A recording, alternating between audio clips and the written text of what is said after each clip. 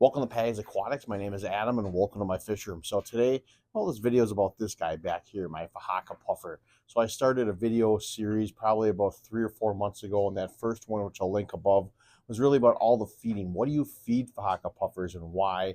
And best thing to make them thrive. Well, today it's going to be about tank care. I'm going to talk about tank sizes, substrate, filters, lights, and all that good stuff. So let's hit that open. Let's stick around. Welcome to Patty's Aquatics.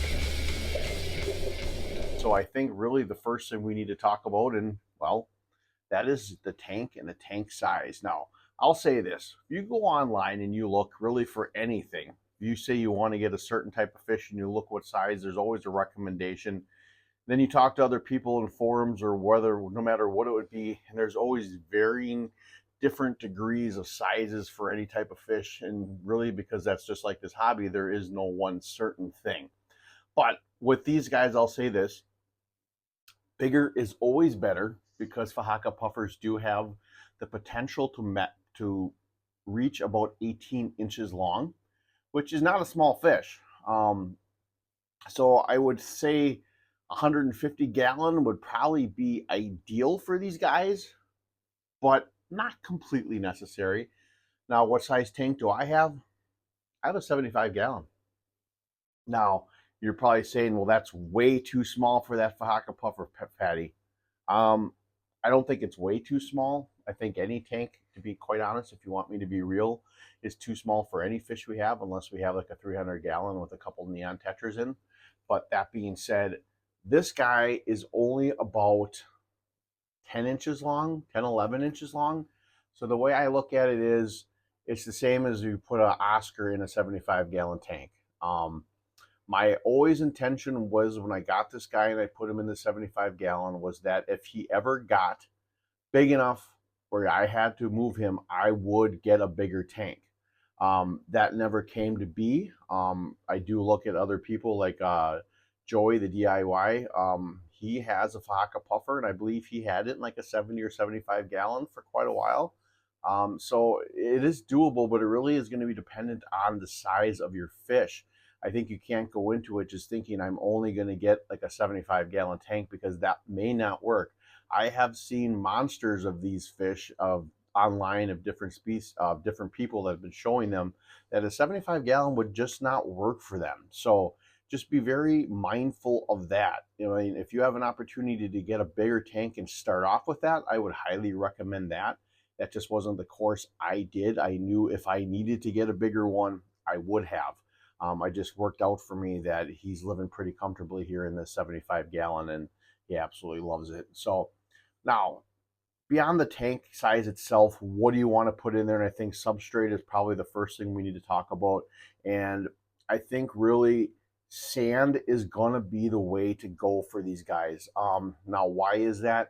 Well, for the most part, these guys they can bury themselves in the sand. They like to lay at the bottom. And I think it's more comfortable for them. They're going to be able to move around and do things more like they would naturally in the wild compared to, than say, just gravel. Now, you may notice some gravel in mine.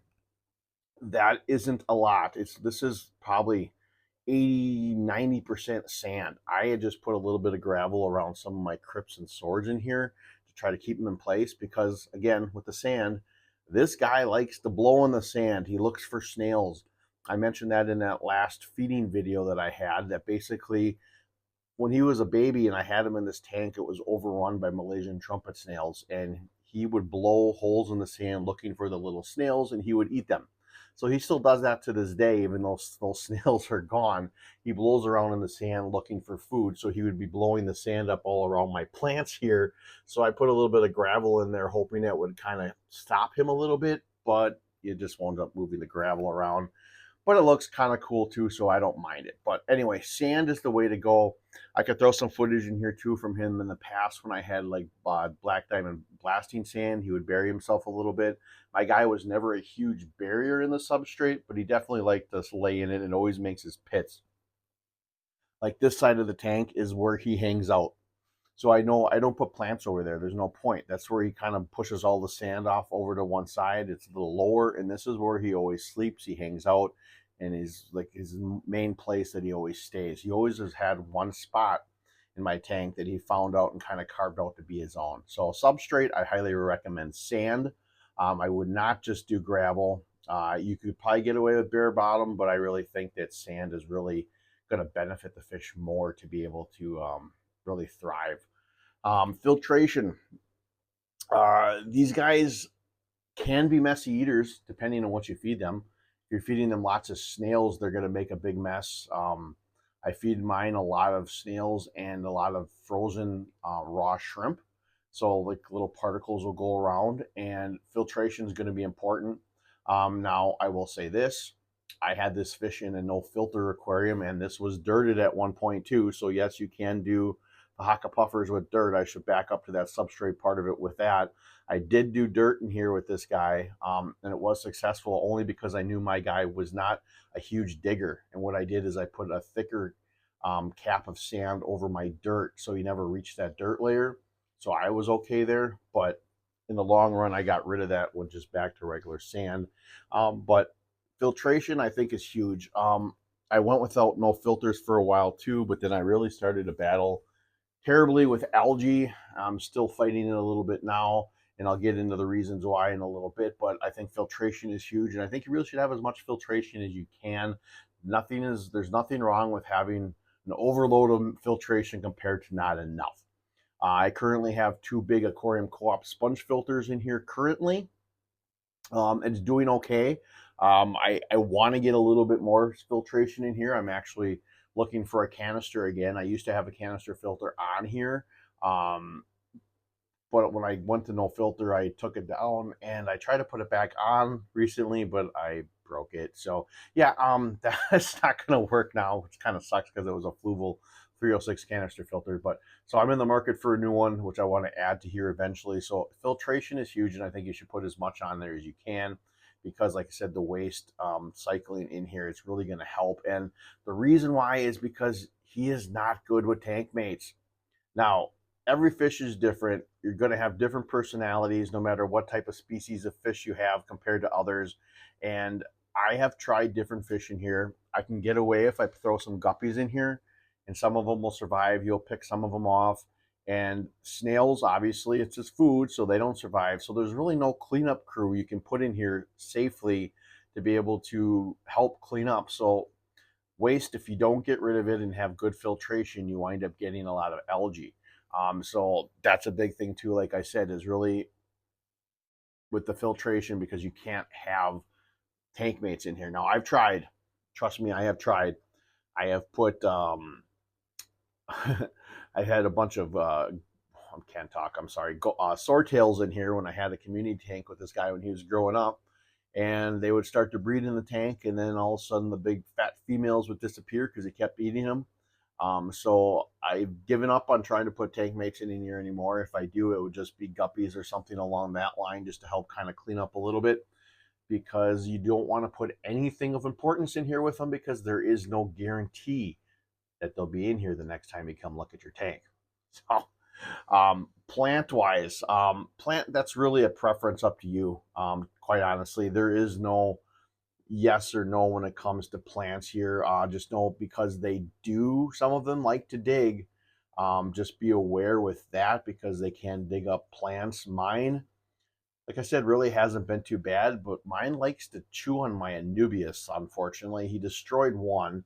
There's another one back there that's got some chunks out of it from him. So I tend not to put Anubias in here anymore, because I don't know why he wants to chew on it, but he does. But everything else he really doesn't touch.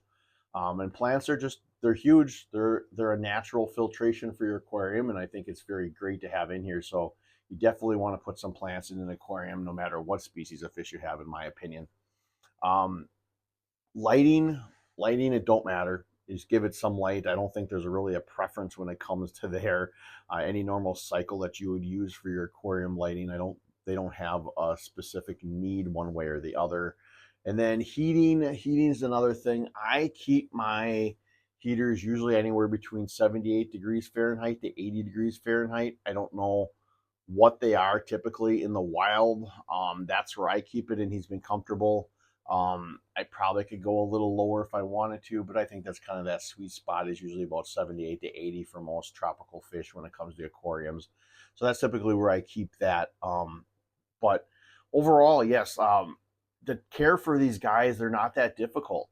Now, if you go back to that last video that I linked where he eats, that's a lot of misconceptions there too, that it's so expensive to feed these guys, but it's really not as long as you do the correct things and think ahead of time, like collecting lots of snails and having a snail population in other tanks that you can feed them in. You can find ways around the way that I do with my frozen raw shrimp that costs me $5 a bag. You can feed him for probably 2 months. So it's actually cheaper to feed this guy than it is most of my other fish.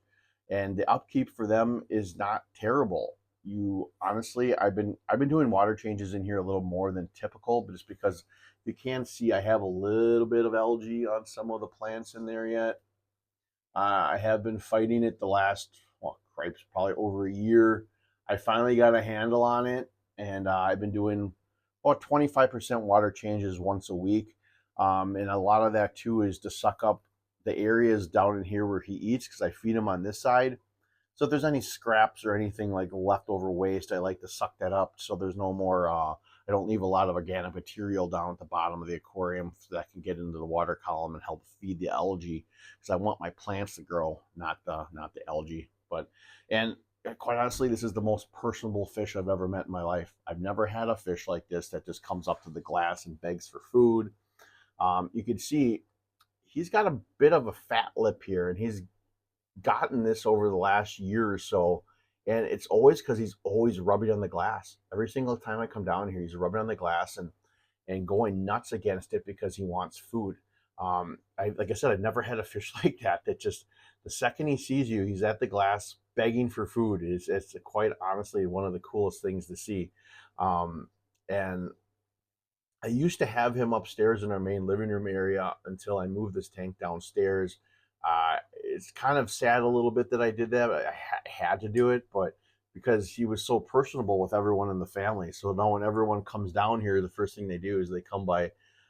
I call him Butthead. See there, he's blowing in the sand like I mentioned earlier. He's looking for snails, but that's what he does, and then he uproots my plants.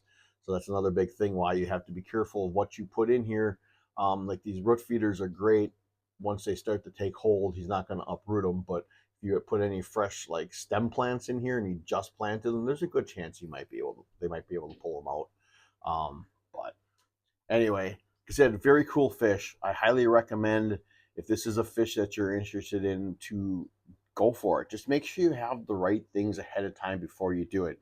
That's probably the number one way people fail, is by just randomly getting something on a whim without being prepared. If you're looking into getting a Fahaka fucker, Fahaka puffer, I'm sorry, Fahaka puffer. Make sure you do your research. Make sure you have your right tank size. Make sure you have everything set up the way that you want it, because that's going to set yourself up for success. And that's the number one way to succeed in this hobby, is to do your research and make sure you're ready.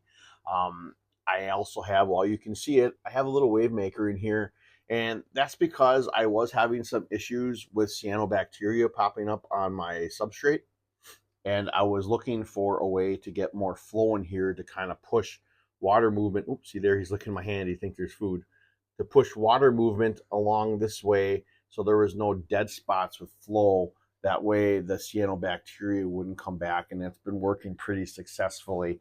And I'm very happy about that, because that's a pain in the butt too. But so that's pretty much the video. I will have probably a few more videos in this series down the road. But like I said, I'll link a couple. I have a few other videos that I did on care videos on this guy as well. Some of the information is similar, but I've kept this guy for, I think I've had him for a good 4 years now. So the longer I have him, the more I'm learning. So these videos get a little more updated. What's more cool to see than this guy? And I'll end this video off. I will get some food and I'll feed him for you guys, and you can see just how cool he is. So thank you very much for watching. Hit that subscribe button if you want to see more. I'd be greatly appreciated, and I hope to see you again next time here at Paddy's Aquatics. Say bye, Butthead.